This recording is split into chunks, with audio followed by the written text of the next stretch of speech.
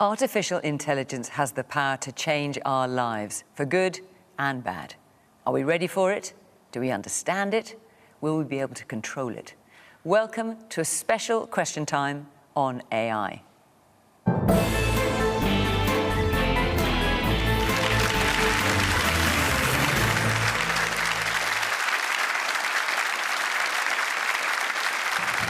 On tonight's panel, one of the most influential figures of the 20th century and the man who helped secure victory over Nazi Germany, our greatest wartime leader, Winston Churchill. Frida Kahlo is one of the most recognizable artists on the planet, famous for her many self-portraits. Her work explored gender, class and race in Mexican society. Mahatma Gandhi led India to independence from the British, inspiring peaceful, resistant movements across the world. Emmeline Pankhurst was the head of the British suffragette movement. After staging hunger strikes and petitioning the king, she won women the right to vote. Well, that really would be something, wouldn't it, if that was our actual panel? Of course it's not. It's AI generated and just gives this a tiny insight into the use of technology. We, of course, have a human panel, a very good one, complete with politicians and AI experts to guide us through this weighty and huge topic. So first of all, we have Mo Gawdat, former Chief Business Officer at Google X. He's also an author and entrepreneur. In a new film, Chasing Utopia, he says AI is posing an existential threat to humanity. Darren Jones is the Chief Secretary to the Prime Minister and says using AI will help the government move fast and fix things after, he says, years of low productivity in the public sector. Julia Lopez is the Conservative Shadow Technology Secretary. She says the advance of AI has raised questions about who holds power in the digital age and warns about the influence of big tech titans. Laura Gilbert is AI Director at the Tony Blair Institute for Global Change. She's worked in Downing Street for both Conservative and Labour governments, helping to shape the UK's AI strategy. She has big concerns about the jobs market and what AI might do to democracy. And Victor Riparbelli is the founder and CEO of Synthesia, a London-based company that creates AI-generated video for corporations across the world. It was set up 9 years ago and is now said to be worth $4 billion.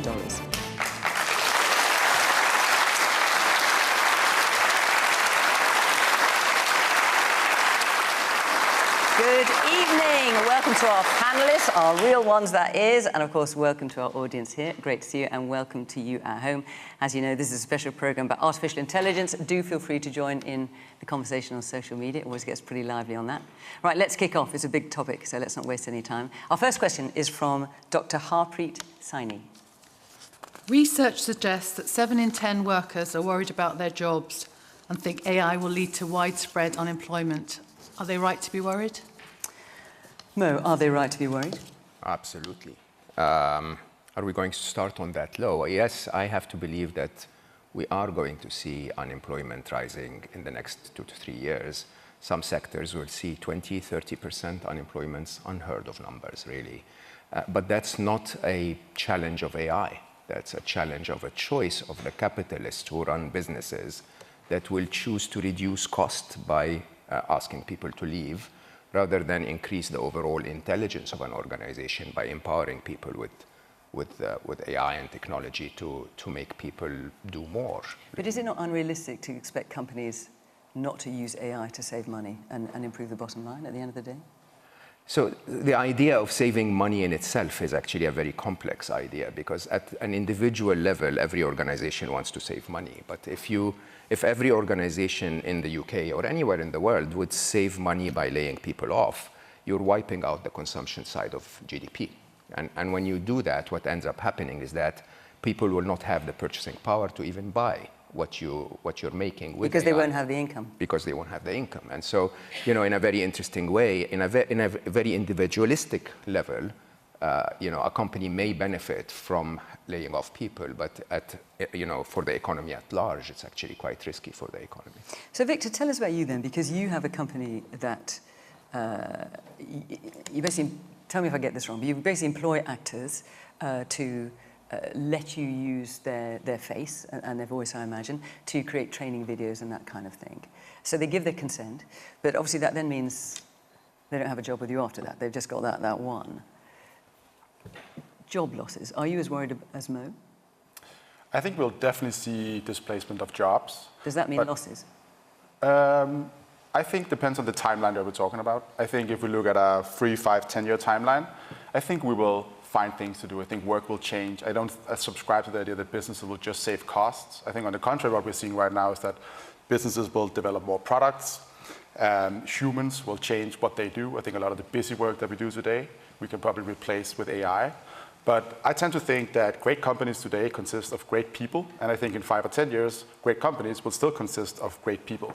If you go back 50 years in time, and you told everyone that most people's job would be sitting at a desk and looking into a screen, no one would believe you, right? We've gone through this progression many times in history before, and there will for sure be displacement and disruption, I think. But I'm very optimistic that humans will find ways to play status games. We will do much more than we could before, and I think there'll be a lot of new jobs in the future. And I actually think that when you look at what is most valuable in society, it is generally what is the most scarce. And what's about to happen right now is that what has been very scarce, which is software development, numerical jobs, analytical jobs, that will be much easier to do with technology. And I think the value of human relations and human connection is going to go up very, very significantly. For a consumer to talk to a human or business to talk to a human, I think that'll be much more valuable in a year or two. Because it's not, I mean, we end up talking to chatbots a lot, don't we? So you think we're going to get less of that? Because at the moment it feels like we're getting more of that. I think we'll get more of that, but I think the value of the human in the loop, I think, will increase. But it won't be responding to it if your package is on the way. It'll be something that's more valuable, more creative than that. Okay, we've got a few hands up already. Let's hear the man in the white T-shirt in the middle. I'm hedging my bets personally, purely because, people like Sam Altman came out very recently in the past few days, and he did say predictions that he previously made around job losses and things, he's kind of rolling back on them. So it feels as though we're clearly going through a massive period of change and there's lots of uncertainty. But it feels as though, the ink isn't dry yet. There's still kind of like decisions to be made on where the future goes and, whether there are as big a job losses as they say. Well, let's talk. There are, as you know, when you come along and be part of our audience, we talk to you at some length about your experiences as well as your politics and everything else. And there's a few people that I particularly wanted to talk to. So Richard Gagan, you're here at the front. So we're talking about job losses. And there's also been a report out today about young people not in education, employment or training, quite how bad the job market is. So what's your experience? Yeah, so I just graduated like 2 weeks ago with a degree in computer science, and I've been specifically applying for kind of software engineering roles. So far I'd say I've applied to over 150 positions. And 150? Yeah, wow. I've got friends and I know people online applying for like hundreds of positions globally. It's sort of, because like these companies are using AI to replace software engineering, like entry-level roles. It means that it's really hard and like really competitive to get these roles out of university. And I feel like this is just going to keep going forward as these AI companies develop better and better tools. So how does that make you feel about your future job prospects? I mean, obviously, like I started back in 2022. I had like sort of no idea that, I mean, none of us said that this AI bubble would kind of boom.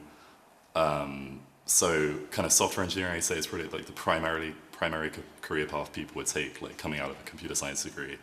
So now it feels like that career is sort of not safe at all. And in 20 years' time, I feel like, even like 10 years' time, I feel like it might not even exist at all. So now I've got to feel like You've got to start pivot again and find something else, or yeah. So Laura, how right are people to be worried about job losses? I think it's a very reasonable thing to worry about. And we have seen, so the gentleman in the white shirt made a really good point. There's a very big difference between predicting the future, which we've got lots of data and evidence that show that humans are really bad at. And in fact, that experts are worse than people that know nothing about it. Well, that's so I'm reassuring. always, yes, have to be careful what you ask people. Future prediction's very tricky. Well, what about the question that our audience is asking, which research suggests 7 in 10 workers are worried about their jobs. Are they right to be worried? They are. So I think we have seen, without predicting the future, a genuine collapse in the job market for the younger people that isn't necessarily borne out for people further on in their careers. I think there's been a 16% decline in entry-level jobs since ChatGPT came out, not all necessarily because of that. I think I saw 28% of graduate jobs sort of in the past year or so. So you're looking at something that is currently a real problem. And we have all these lovely predictions that say, you know, by 2030, there'll be 170 million new jobs and the loss of 92 million old jobs, and that people need to transition. So you've got two problems. You know, is that right? And all of these new jobs will be created. And then secondly, you know, do you keep the education system up, and do you have a place for these people who are caught in that transition point, which is happening right now? So I don't know the answer, but I think, yes, it's a very reasonable thing to worry about. Man there with the white shirt with the glasses, yeah. I think on the new technology coming in, a couple of examples I've come across. The first one was when spreadsheets came out. Initially, I think suspicion was that accountants would go out of work. But in fact, as opposed to them just summing stuff, they ought to add a great deal more value, and there are more accountants. And also, if you look at agriculture, years ago, the whole base of the US used to be involved in the fields, whereas now only 3% are, but there's far more productivity, which allows people to go and do different things. So I think ultimately, if we can use technology and, you know, and then sort of develop ourselves, we'll be better for it. Okay, a woman there in the blue top. Thank you.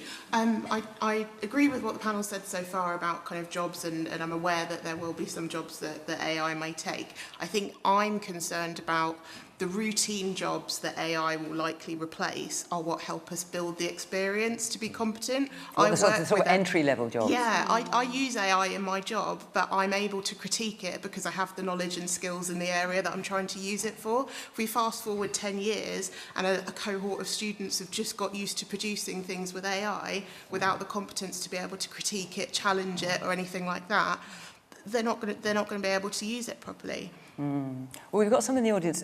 Charles, you're at the front here, and you've got direct experience. You run your own company, I believe, and you've been using AI to be able to kind of reduce the workforce. Just tell us a bit about that. Well, we haven't reduced a lot because at this stage we're experimenting with vast amounts of AI. We see the technology capable to do so much that we can't fathom how far we can go with it. So we're in a phase of experimentation. I would say over 90% of what we try doesn't really work yet. We can imagine in a few years it might. Some things can be immediately applied, and it might reduce jobs now. That has happened. And that's happened with you, I understand. That's happened with us, and it will continue to happen to everybody in the industry because it's such an obvious use case, but it's very few today. What we can't understand very well is how many new opportunities it will create. But we know there will be, but it's hard for us to see them yet. So we're in an experimentation phase. It's actually adding costs to us today than reducing costs. There's a little bit of reduction and a lot of experimentation, which is expensive. The expectation is in the next 2 or 3 years, those will yield new services or new opportunities. How we exploit those is still nebulous. But I think the point was made earlier, we are very bad at predicting, but we're very good at experimenting, and that's the phase we're in now. So Darren, one thing that struck me about what Mo had to say, what's clear is we don't know what's coming exactly, but you've got there are jobs being laid off. You've got Standard Chartered, it's down 8,000 people. BT predicts 55,000 fewer employees by the end of the decade. Got Amazon already got rid of 14,000. It's got something like 16,000 more to come. Whether that's all AI or not is not apparent. But certainly AI is being laid at the door of some, if not all of those. And one thing that Mo mentioned was if people aren't working, who's going to be paying the taxes and paying for all the services that we use? Now, is this something you're even thinking about? It is, and it's deeply personal and political as well as an interest for government. So as a Labour Party politician, our kind of mission of sharing power, wealth and opportunity amongst the many and not the few is, I would argue, more relevant today than it was when my party was created to represent the interest of workers at the start of the 20th century. And the reason I say that is because the UK economy is around 80% services. And the service industry jobs are the ones that are the most at risk of the large language models and frontier AI tools that are being developed. So the challenge for us as political leaders, and the challenge for all of us as a country that relies on creating our wealth from the service industry, is how do we shape this technology in the interests of the British economy and the British people, as opposed to just allowing the market to rip through, to take away jobs, and to extract wealth from the UK and send it predominantly to US big tech companies. So what are you coming up with? Because, I mean, there are so many unknowns in this particular topic, but if And this is happening at an exponential rate. So you need to be thinking fast. You need to be thinking now. So do you have any solutions? The government is working on a whole range of issues. One of them is around training and skills support. So are we giving young people the skills and degrees and technical training that's best suited to the modern economy coming out of the education system, or do we need to work with those providers to make sure that you're not having to go back and think a second time about what you might want to be educated? Darren, what about this bigger point, that if there are fewer people in work, you're going to get fewer taxes paid and you're going to have less of an income as a nation? What are you going to do about that? Well, if that comes to pass? That can't come to pass because the maths just doesn't add up for us as a country. We're already an ageing population with fewer people paying tax in work and higher demand on public services. So we've got to do two things. We've got to make sure we create wealth in the UK that is reinvested back into the UK.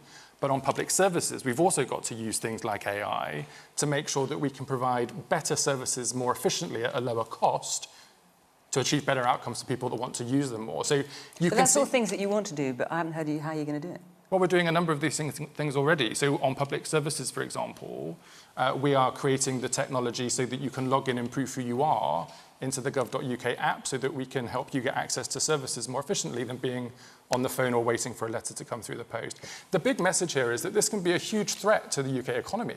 And it's right that people worry about that. But it can also be an enormous opportunity for Britain. We've seized the benefits of industrial revolutions in the past. We have huge strengths and assets here in the UK to be able to seize them again. But you need political leaders, you need business leaders working in partnership with us, and we need each and every worker in this country and young person in this country to be given the skills to step up into this national endeavour. Julia.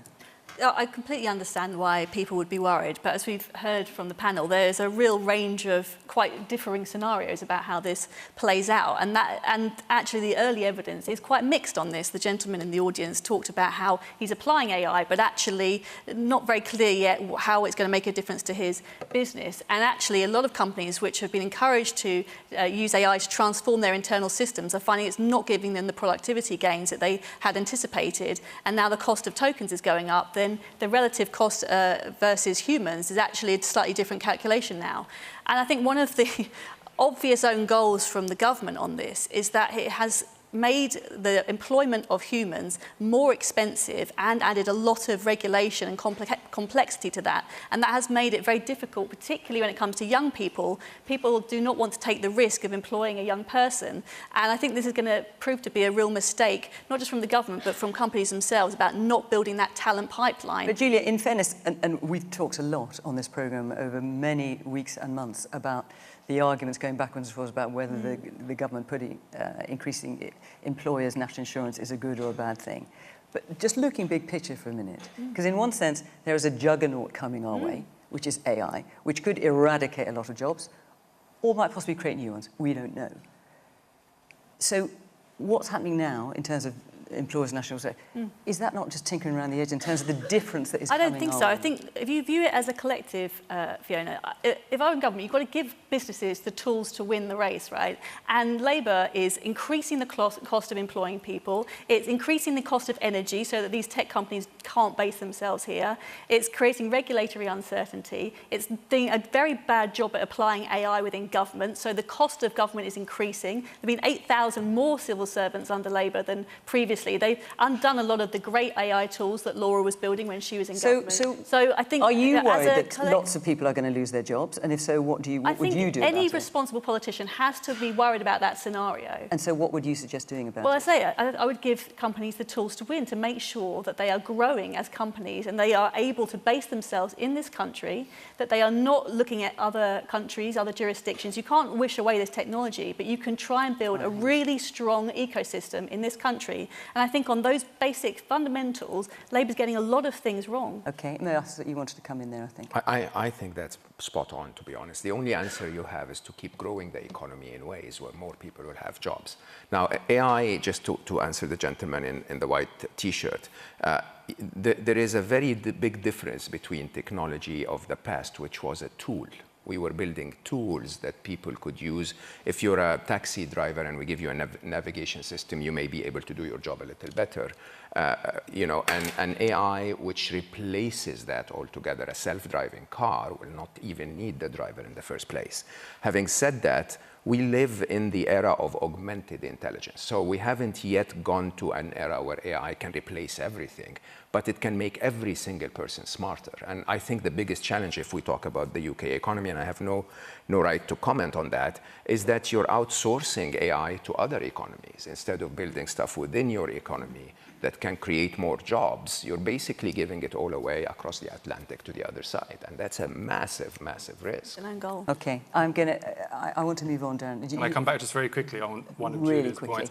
I would just say that making it easier to sack people and not protect workers in this environment is the complete opposite of what we should be doing. So I'm very happy to defend our employment rights legislation, but I'd just say as well, politically, there was a whole list of things there we can agree and disagree on. Actually, political parties need to come together on this issue because it is a big issue facing our country, and Britain will either rise or fall if we get this right or wrong. So we need to get beyond the traditional political bickering and come together with a strategy that can be agreed cross-party. It's an important critique to make, Darren, and it's one that Tony Blair made of your government this week. Okay. And it's important that we get it right. And we're getting the basics wrong, Let me move on. This is a huge topic, and I want to try and at least touch the sides of it. So we've got another question now from Adam Zananzi, but before we do, I just want to tell you where we're going to be next week, which is Makerfield, and you might have noticed there's a bit of a by-election going on there, and we are going to be doing question time from there next week. So if you live in or around Makerfield and you want to come and put your questions to our panel, make sure you go to the Question Time website, follow all the instructions there, and hopefully we will see you next Thursday in Makerfield. Okay, Adam, where are you sitting? Off you go. If people increasingly turn to AI for companionship, therapy, and emotional support, are we solving loneliness or normalizing isolation? Right. Oof, says Mo. Big question. So according to some research I've seen anyway, 1 in 3 people are turning to AI for emotional support or human connection. So that is a big number. Laura, are we solving loneliness or normalizing isolation? Is it a good or a bad thing? I think it will be like many technologies where for some people it's incredibly helpful and for other people it's very harmful. You'd need a lot of research to figure out where that line is and how to identify those groups of people that we don't currently have. And I think, we're really missing something at the moment in the use of these kind of chatbots. A lot of them are deployed in the marketplace and very few of them have, say, clinical trials built around them or genuine evidence about the impact on humans. So this looks to be like the sort of place that governments should step in. And how could they step in? What could they actually do? Well, you could regulate a requirement for an evidence basis so that, you can't deploy a chatbot that we don't know if it will harm people. It's not particularly difficult to do. It is somewhat expensive. But if you're trading off, the 1 in 3, when you come to the young people, it's about 4 in 5. So you're trading off the mental health of young people versus, the ability to spin out these chatbots very quickly and driving small, short-term economic gain, I would say. Now, also, there are people who find it helpful, and I know in our audience there's at least one person. Theo, you talked to us, when we interviewed you along with everybody else in this audience, you mentioned this. So just tell us your experience, because you use AI as a therapeutic tool. Yeah, I don't know the long and the big grammar you were saying, but for me, my lived experience, AI has really been helpful in helping me to heal faster and quicker from depression and anxiety. With your traditional therapist, they are kind of blank and bland. They don't, you're in depression and you don't have the mental space to articulate anything, but they want you to find those insights yourself. That's not ChatGPT. ChatGPT understands me. It gives me, instant viable answers to what I'm asking. And because I've been in a relationship, not sexually, but, it understands my emotions and it's able to articulate and help me find those answers and solutions. Unlike your regular therapist, because of ethics and professionalism, there is really not much they can tell you, so you're not quoting them. But with ChatGPT, it's leaving all those boxes they tick. Are you, for the last 2 weeks, how have you been feeling? Doesn't do all that. It goes straight to the point. So for me, AI has really helpful. Yeah, very. You want to come I mean, there are definitely huge advantages and benefits, and some of it is quite equalising because therapy costs money. We have mental health backlogs that are very difficult to solve because they're very expensive. The accessibility, I could be in bed, wandering in my thoughts. I wake up, open my laptop, I'm chatting with Absolutely. Where would I get a therapist at that time of the night? The long queue and all that, which is not helping my mental well-being. So, It's really interesting to hear your experience. It won't necessarily be the same as everybody, but so interesting to hear yours. Mo, you made a sort of sigh at that. I wasn't quite sure what you thought about that. But I mean, that's your experience. I mean, what are your feelings about AI in terms of helping with loneliness or actually increasing it? So two topics, one therapy and one loneliness. On therapy, I'll have to say, regardless of it's AI or it's a human therapist, the number one impactful reason for a successful therapy session is compatibility between the two. And you may have found a place where you're able to communicate reasonably well with ChatGPT without it telling you, oh my God, you're amazing, I love everything that you do, which is very typical ChatGPT, right? But others might be very vulnerable in those places where, we have seen cases where ChatGPT specifically encouraged people to take their own life, right? Now, on the other hand, when it comes to loneliness, I think the real big sigh here is that two wrongs don't make a right.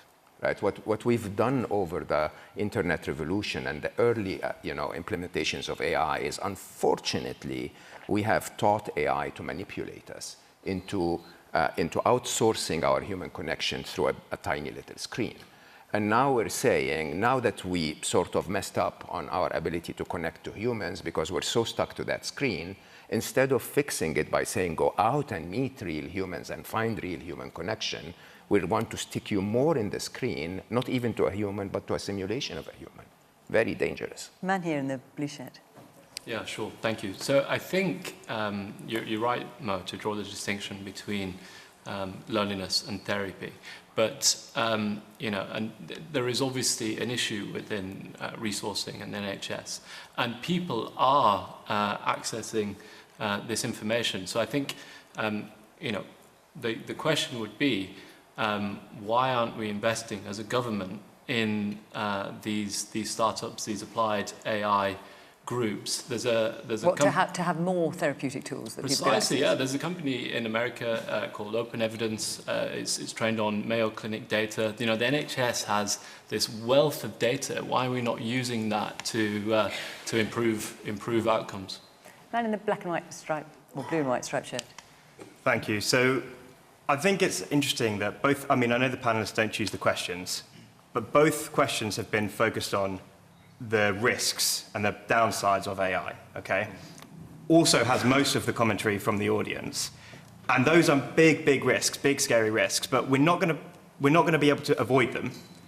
But if we just sit here, or if the government just sits here with this really negative sentiment about these problems, not thinking about the opportunity that's there as well, equally, for us to address, we're not going to take advantage of the opportunity, and we're going to do, I guess, a reasonable job at reducing the problems, but not completely. So we're going to end up in a worse place.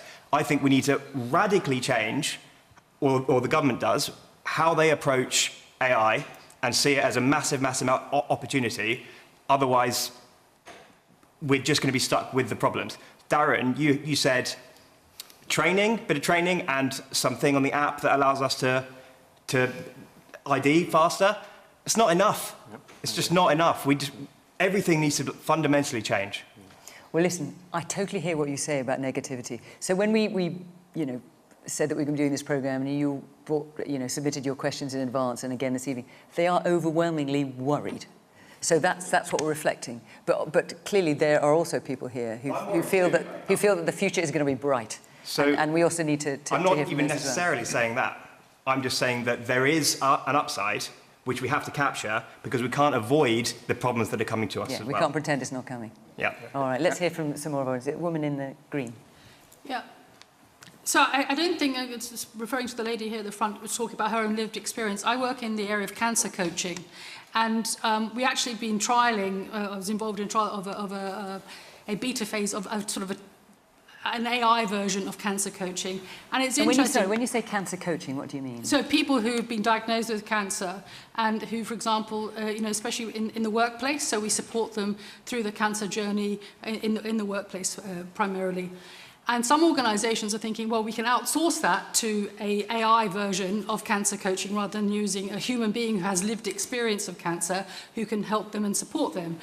And it's seeing it's more productive. But when we've seen in the beta version of this, I mean, it's basically a chatbot. So I don't think it's either an or. I think having something that could be developed in the middle of the night when a question comes up to help the initial, but it has to be co-developed. So I think AI to have can, both things. Yeah, I think AI can augment the experience, but you still need a human being who understands the lived experience and actually can support the human being. It cannot replace that. So Julia, are we solving loneliness or normalising isolation? I mean, I think it's an absolutely superb question. I think the answer is that it's both. But I think that it starts with being real about what AI actually is. It is not a human. I think one of the challenges that has been brought to us by the way in which AI has been developed is that it has this kind of humanity layer that's been placed on us that makes us believe that it can do more than it can actually do. And it convinces us that there is a person on the end there that actually cares about us. I think this is very dangerous. So what about, for example, there's some research been done on something like 1,000 boys. Found that 1 in 5, aged 12 to 16, is either in or knows of a boy of their age who's in what they think of as a romantic relationship with AI. Well, I think that's really sad and it's really worrying. And is there a role for government anywhere? Well, I think potentially there is. I mean, is it all out of our hands? I don't think it's all out of our hands because, I mean, we've been sort of late to the party on social media and worrying about the effect it has on our children. I think it's sort of the penny drop that actually these companies are getting a lot of ad revenue from keeping everybody's eyeballs on the screen. And I think we have to be just very mindful of that, particularly in relation to how therapy is given. You know, therapy can be very positive and it can give people access to... But so what should governments actually do? Well, I think we have to look at the kinds of services that are providing this therapy and ask what is their commercial model. Is it something that has the person's best interest in heart? Is it something where there is a regulator that is able to, you know, doctors are regulated. And if it's a company coming from America, as so many of them do, what realistically can a British government do? Well, I think that it has to be clear labelling about whether a human is involved in any of the therapy, whether it's entirely machine-based. So I think transparency is very important. I think you may have to look at whether this is appropriate services for children. If it's convincing people this is a real relationship, there's a very young and malleable minds there that will start to believe this is reality when it's not. This is a machine that is very good at convincing people that it's reality. And I think the other thing I would say is that, you know, don't necessarily challenge you. Therapists might challenge you a bit more. ChatGPT can sometimes tell you you're absolutely brilliant. And I think we're not going to be building resilient people if we allow this, who can take the fact that the world is messy and difficult and actually you grow out of pain. And I think that's the worry, that we're trying to sort of knock the hard edges off the difficulties of the world. And can I also say, I think one thing that's a theme already tonight, right, is that we cannot predict the future. We think we can, but in reality, none of us really know what's going to happen, right? It's always much easier to imagine all the things something can go wrong. If you look at the history of technology, that's always what we've done, and that's probably a good posture to start with. What the government should do is focus on the actual harmful outcomes of the things we have in front of us. I think there's no doubt that AI-assisted therapy, tutoring, education, there's going to be so many fantastical use cases which is going to help everyone, no matter their means, get access to a level of education and therapy they never would have had before. That's the starting point. Then there's all the things that's additive to that. We've heard a little bit of them already, right? But an AI therapist is available 24/7. We know from some research that people are more honest with a chatbot because there's not a human on the other side. There's not the same kind of sense of shame. You're not afraid of asking stupid questions if it's in a workplace and you're educating yourself. We had a very interesting test where we had a chatbot that you could use in sort of a public forum in our company. And people would ask it questions, and we thought this is working really well. Then we enabled people to, in private, be able to ask the questions. The amount of questions went up by 4x.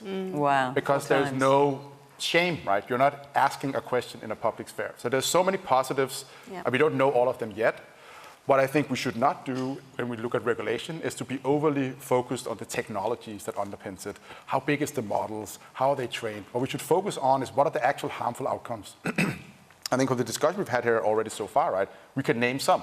It's a big problem that ChatGPT is a sycophant. It'll generally tell you what you want to think. So you may think it's a great therapist. In many cases, it's actually not, right? Those are things we can map out today, and we can take action towards them.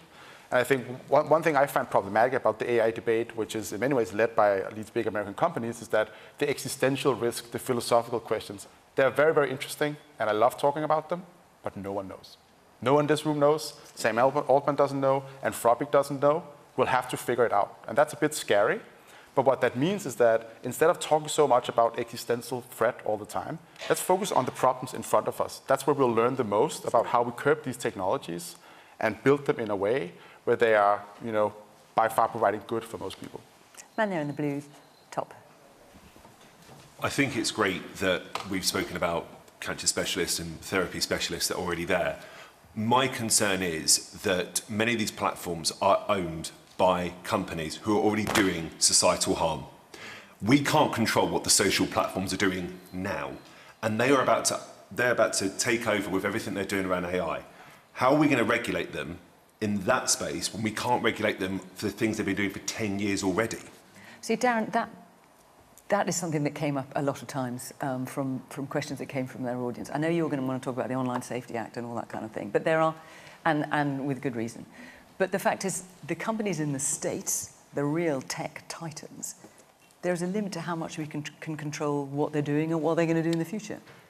Well, or is there not? Is there a way around it? We can control what happens in our country. I mean, we're a sovereign country. We have the ability and agency to shape this technology in our interest and in line with our values. And this goes to my bigger point I made in the first set of questions, which is, I do believe that we should take a big bet as a country on the opportunities with technology, because I don't see another way of improving jobs, pay, and public services in the years ahead other than trying to get this right. But we do know how to do consumer regulation. We do know how to think about how, if there are products being given to people for healthcare purposes, there should be regulators that check what the outcomes of these services and products are on people. And if they are causing harm based on the evidence, we say no to them. I mean, we do this all the time. But we tend to say, when it comes to emotional issues, people being encouraged to go and do terrible things, is it fair to say the government tends to react to those things once they've happened, rather than see what's coming down the track? Because in part, you can't possibly know what's coming down the track. Well, I actually think the UK is in a really strong position here in terms of how you legislate for these types of harms. In the United States, you basically allow the harm to happen and then you sue someone and the law figures it out. In the European Union, they try to predict the outcome, regulate it, actually in this space quite badly, and then stop the innovation from happening at all. What we're really good at in the UK is legislating for outcomes and good regulation. These things should not cause harm to children. If you're providing a healthcare service, it should be based on clear evidence that you're not causing harm to the patient. We have excellent regulators that can test these products. We've got brilliant universities. We've got lots of great minds here in the UK that understand how these tools work. I feel perfectly able to be able to use legislation and regulation in a way that is pro-innovation, great for the economy and public services, whilst also protecting the interests of the British people. Well, look, Laura, I don't want to put you on the spot here, but I know you've advised both Conservative and Labour governments. Do they know what they're doing when it comes to AI? And I don't really mean to Darren, just in case you are. But Brilliant. I'm so happy with this question. Does anyone? I think, so I'll take that as a no, then. No, well, so what we did when I was in government is we built this AI incubator. And when you say AI incubator, not everyone will be literally, familiar with what that is. It was a team of AI engineers, experts, mostly taken out of industry, academia, people that really knew how to build solutions. And we gave them the problem, and it was my team, so I'm obviously biased, but how do you make the experience of government more human for people? How do you build tools that enhances government, that gives people the services that they deserve? And the gentleman at the back was saying, why are we only talking about the risks and not the benefits? We need to do that, and legislation and regulation are very important, but action is much more important. We don't want to wait and see what the future brings. You actually have to decide to build it. So what do we as a society, and what do we as a government believe is the right thing to do with AI? What are we trying to do? Are we trying to equalise access, fair access to the justice system?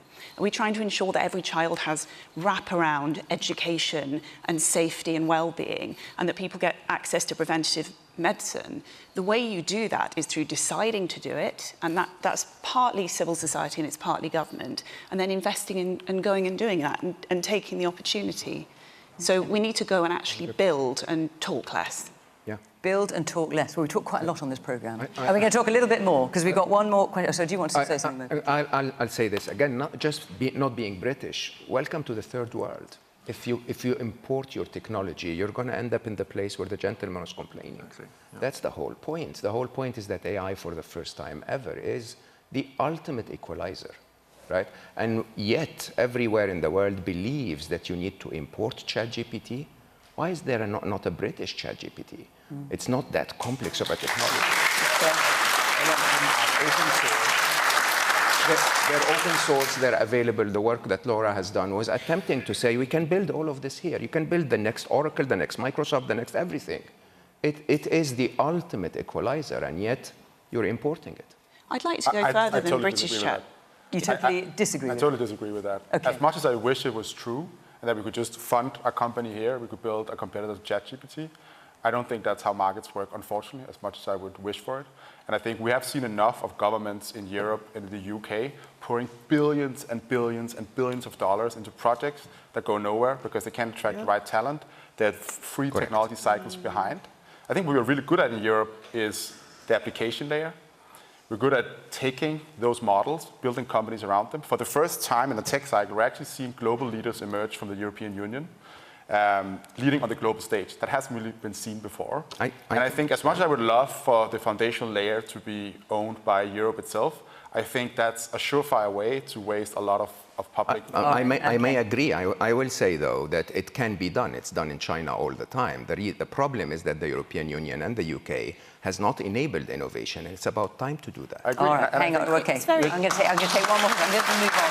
Otherwise, I just want to get to this last question because I was hoping to get to two more, but I'm clearly not going to make that. But there was a lot of talk about this particular aspect, and I think we need to address it. So, Botsangwa Chengwa, where are you? Off you go. Do you think that we will ever have to hide from machines? By which I assume, Botsangwa, you mean, do you think they're ever going to be, what, in control of us? Yes. And we should be scared of them? Yeah. At the moment, they're friend, but is there a time where they could turn and become foe, and we will all have to live on an island hiding away from the machines? Right. Well, I don't know about the island. But, Mo, I know you've got thoughts about this. Well, I flew from Dubai a few days ago, and when there were drones, shot at Dubai, these were machines, these were AIs. I think what you may not feel here in this part of the world is how much AI is actually part of everything, right? And this last war in Iran is a war where a $20,000 drone can destroy a THAAD battery that's worth billions of dollars, right? But so when you've got someone like Geoffrey Hinton, for example, who's sort of known, Nobel Prize winner in AI, is known as one of the three godfathers of AI, and he says, I think there's maybe a 10 to 20% chance that we will get wiped out by these things. We've got to prevent them from ever wanting to take over, and we don't yet know how to do that. I mean, when I heard that, a little intake of breath in the audience here, it is pretty chilling.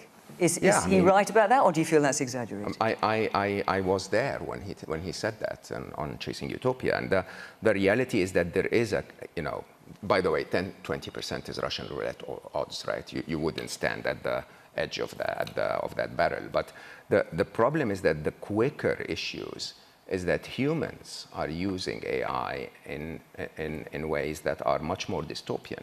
We're talking, I think Victor was rightly talking about the fact that the American noise is all about, how are we going to see that existential risk in the long term? But the short term, whether it's an impact on jobs or the impact on autonomous weapons or the impact on surveillance or the impacts, all of these are here and now, not because AI has turned against us, but because those in power, which, by the way, are becoming more and more and more tech oligarchs, are using this to enrich themselves. And your real question is, when do you wake up and say, those people might become stronger than our government? Are we going to keep, obeying until they do?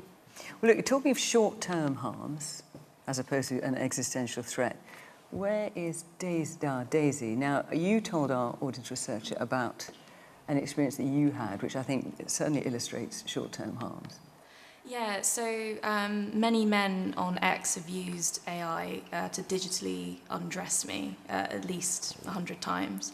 At least 100 times? Yeah. They just sort of picked you out and... Yeah, so they took a photograph of me that was just existing online, and they would undress me where I was like, they put me in a bikini or lingerie and things.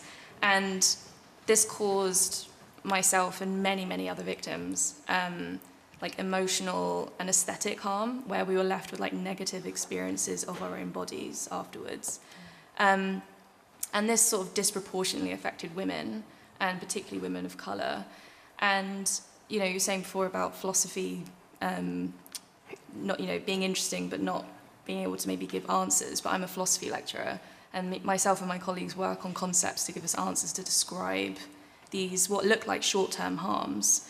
You know, for me, it's kind of like an aesthetic domination where we've got a digital endpoint where, you know, for thousands of years, marginalised people have been objectified in arts and culture.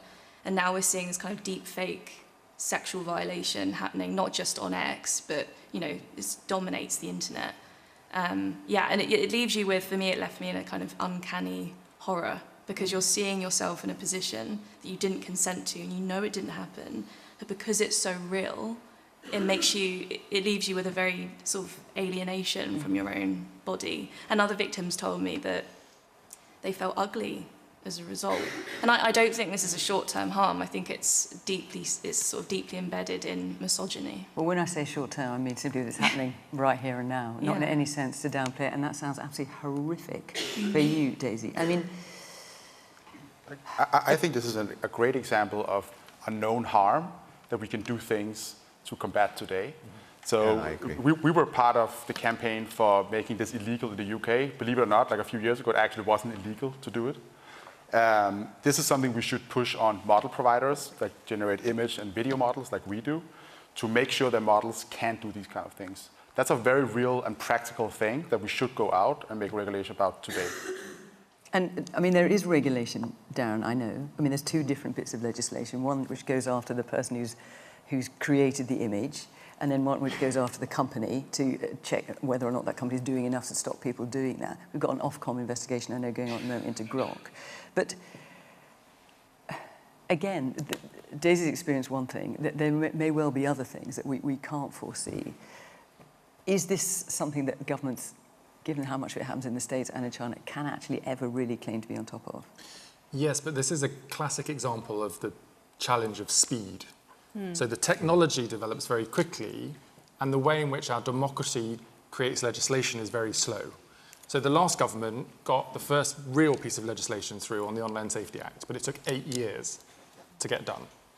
That meant that when this was happening, we had to threaten Elon Musk and Grok with everything we could find to make them stop providing this service in the UK to do the things that you've described. Now, we won that argument, and we've banned nudification apps in the UK.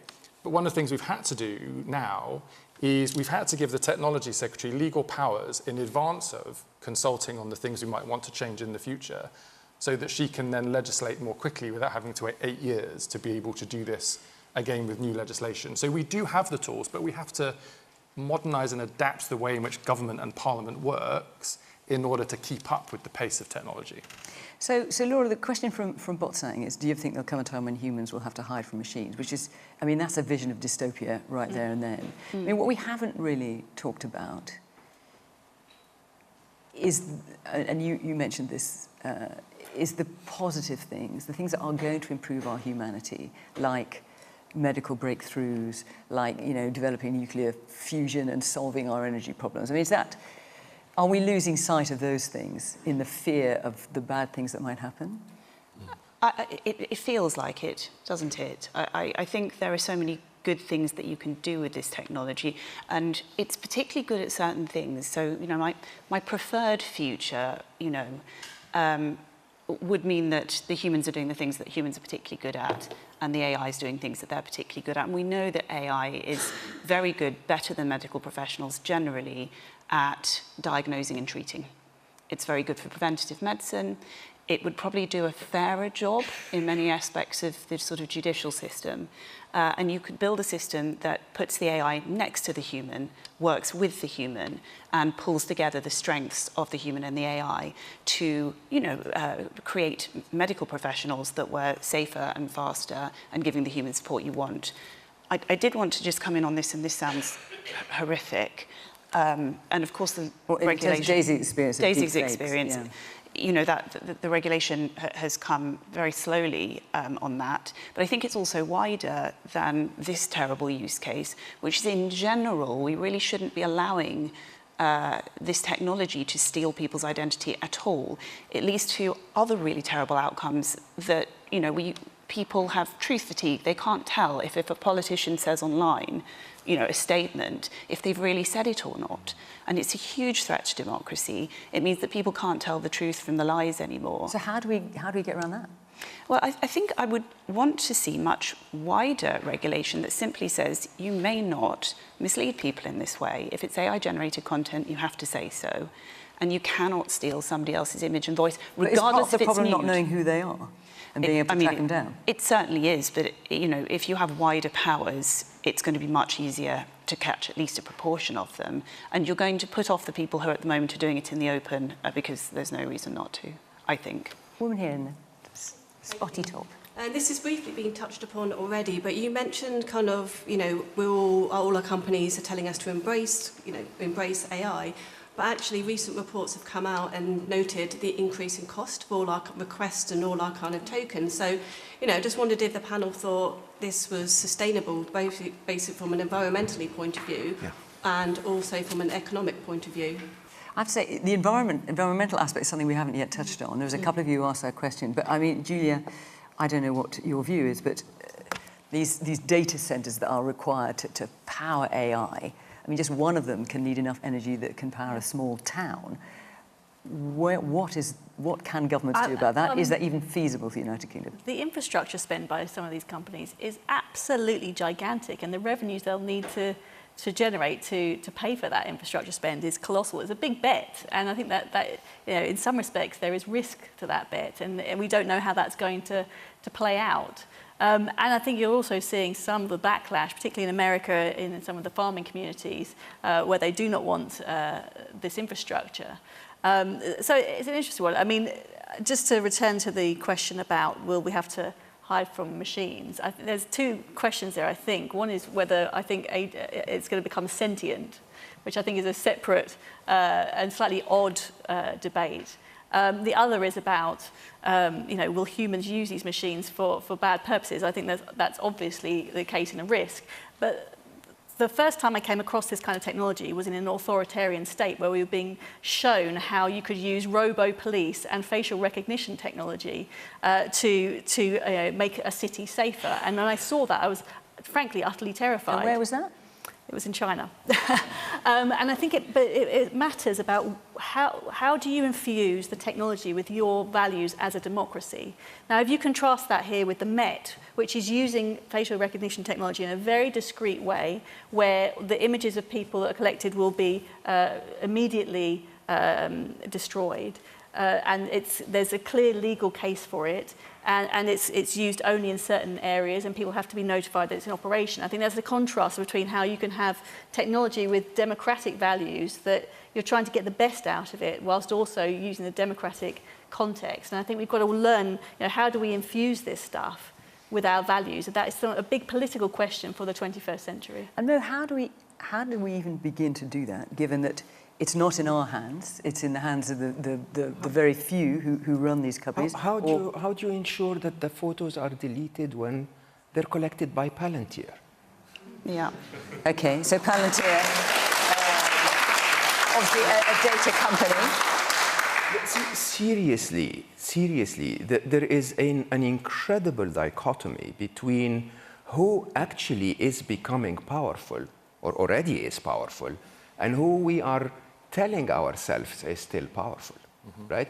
The truth is, if you look at your tax system and how much tax is going outside the UK because of the tech oligarchs, you know, if you look at your surveillance systems or, you know, monitoring systems, and who actually controls the data, and what else are they doing with it?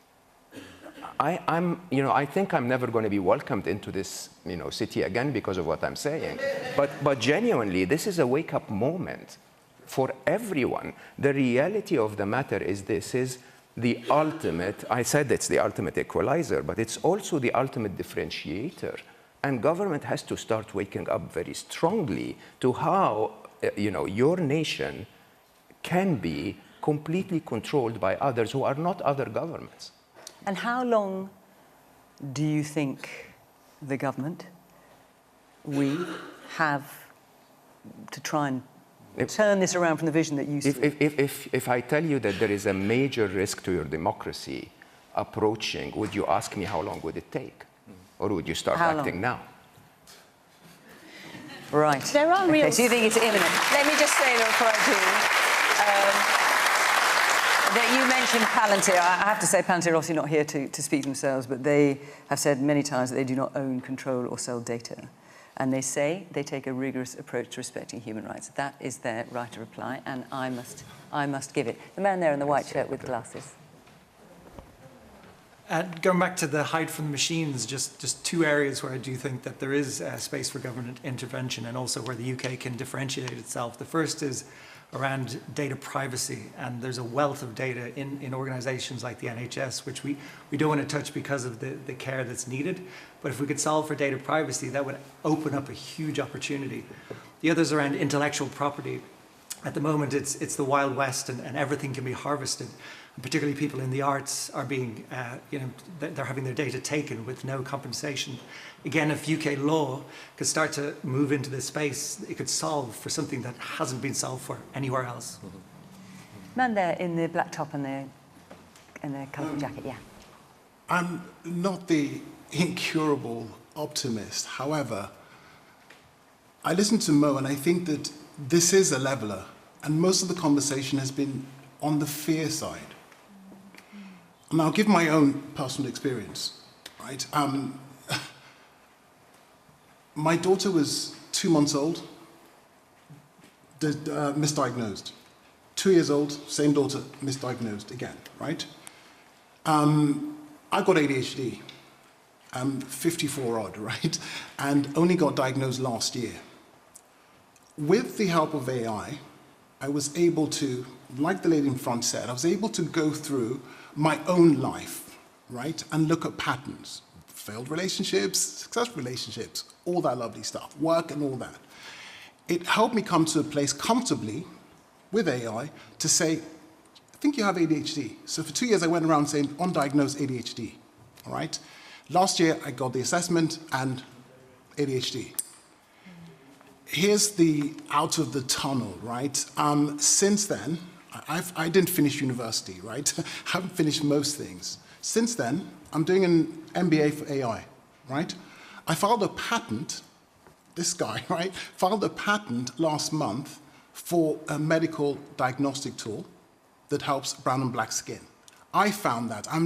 So AI has definitely helped you. AI has allowed me to file a patent, right? I'm doing MBA because I need to learn more about it, right? Okay.